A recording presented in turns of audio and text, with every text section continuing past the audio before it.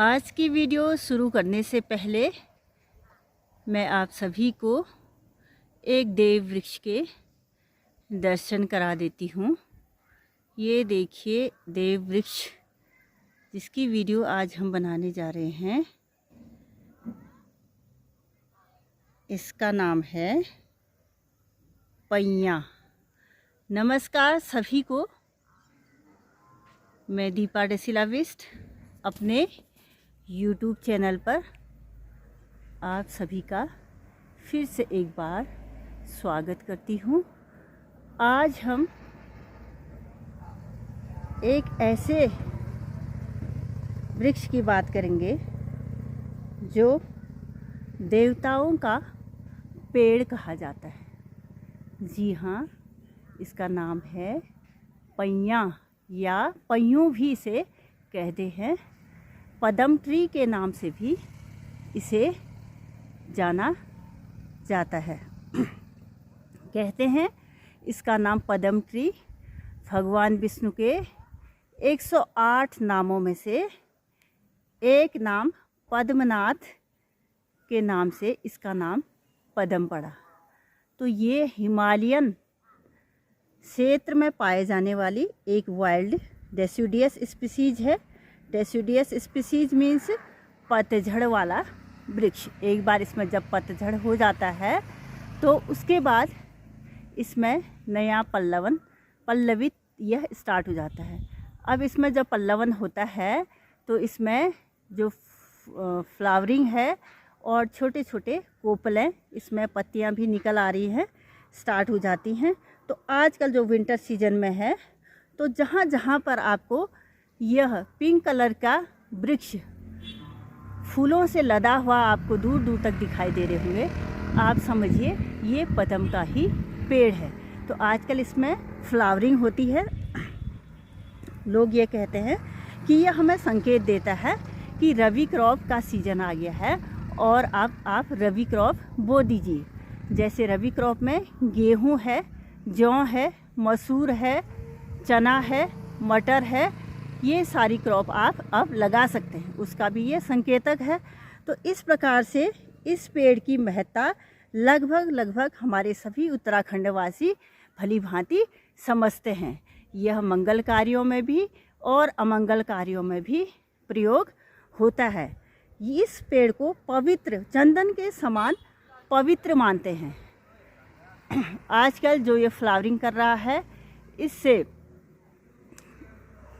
बहुत सुंदर पूरे प्रकृति को ये मनमोहक कर देते हैं। इस पेड़ का नाम हिमालयन वाइल्ड चेरी के नाम से भी यह जाना जाता है। इंग्लिश में इसको बर्ड चेरी भी कहा जाता है। अगर इसका बॉटनिकल नाम अगर हम बोलें तो इसका नाम है प्रूनस सेरासोइड्स। रोजेसी फैमिली का ये मेंबर है, जिसमें आड़ू, खुमानी, नाशपाती आते हैं, उन्हीं का यह मेंबर है। तो यह पेड़ अपनी महत्ता के लिए माना जाता है। यह मंगल कार्यों में और अमंगल कार्यों में दोनों ही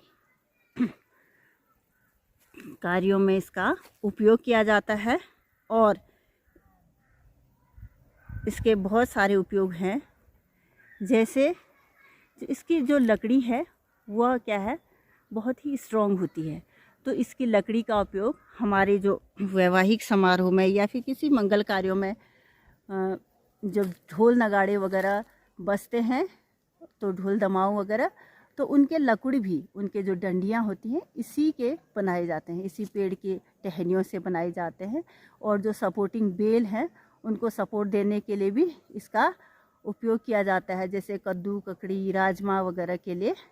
और जो मवेशी होते हैं उनके किले बनाने के लिए जो खुटियाँ होती हैं उसका भी उपयोग किया जाता है, इसी का उपयोग किया जाता है। और जो दराती और कुल्हाड़ी है उनके हैंडल बनाने के लिए भी इसका उपयोग किया जाता है। और कहते हैं शव यात्रा में भी इसे ले जाते हैं ताकि जो मृतात्मा हो उसको, मृतात्मा को यह पवित्र बनाती है और उनकी शांति के लिए इसे माना गया है।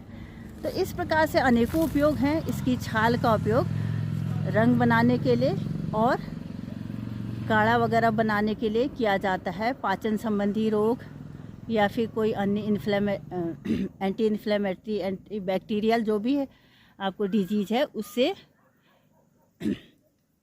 आपको निजात मिल सके। अन्य टॉनिक भी इससे बनाए जाते हैं, गर्भाशय की टॉनिक भी इससे बनती है।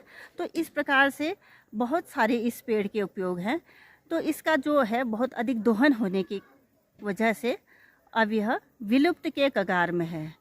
तो इसके विलुप्त होने के कगार के लिए हमने व्यक्तिगत रूप से, सरकार भी कुछ ना कुछ तो कर रही है, लेकिन तब तक हमने कुछ ना कुछ अपना व्यक्तिगत रूप से भी एक मुहिम चलानी होगी।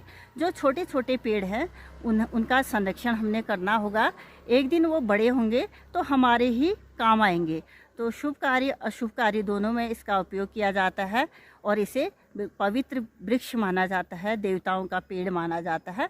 तो इसकी पूजा की जाती है, तो इसका संरक्षण करना भी हमारा कर्तव्य है। तो सभी लोग अगर इसका संरक्षण करें तो इसका उपयोग हम कर सकते हैं। और अदरवाइज़ यह हमें विलुप्त अगर हो जाएगा तो यह पेड़ हमें दिखाई नहीं देगा।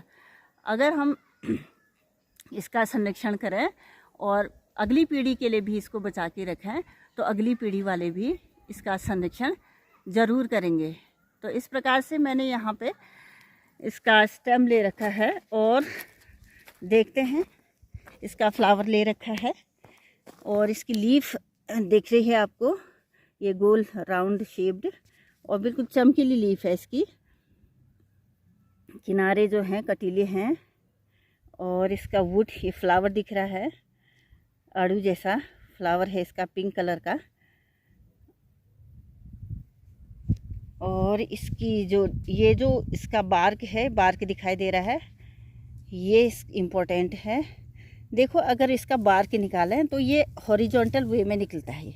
इसका जो बार्क है ये साइड बाय साइड ऐसे बिल्कुल थिन शीट आपकी निकलेगी। ये ब्राउन कलर का इस प्रकार से इसका बार्क निकला और ये बार्क जो है ब्राउन कलर की और गांठदार इसकी बार्क होती है। तो इसकी महत्ता को समझते हुए हमने इस पेड़ का संरक्षण करना होगा और ताकि ये भविष्य में हमारे काम आता रहे।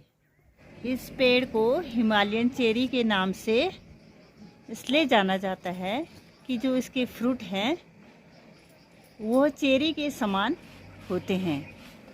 तो जब ये कच्ची अवस्था में होते हैं तो हरे रंग के होते हैं, उसके बाद ये धीरे धीरे पकने पर पीले होते जाते हैं। उस लास्ट में ये ऑरेंज कलर के हो जाते हैं, बिल्कुल चेरी के समान दिखते हैं और स्वाद में यह मीठे और थोड़े से कड़वे होते हैं, लेकिन औषधि से भरपूर होते हैं।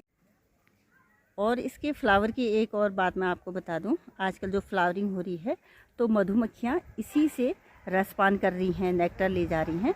तो इससे क्या होता है, कार्तिक का शहद बनता है। वो शहद जो है, जितने भी शहद होते हैं सभी शहदों में उत्तम माना जाता है और औषधि गुण उसमें भरपूर मात्रा में होते हैं।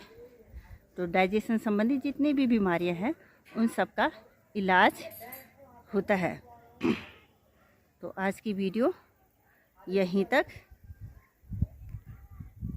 आप सभी का धन्यवाद।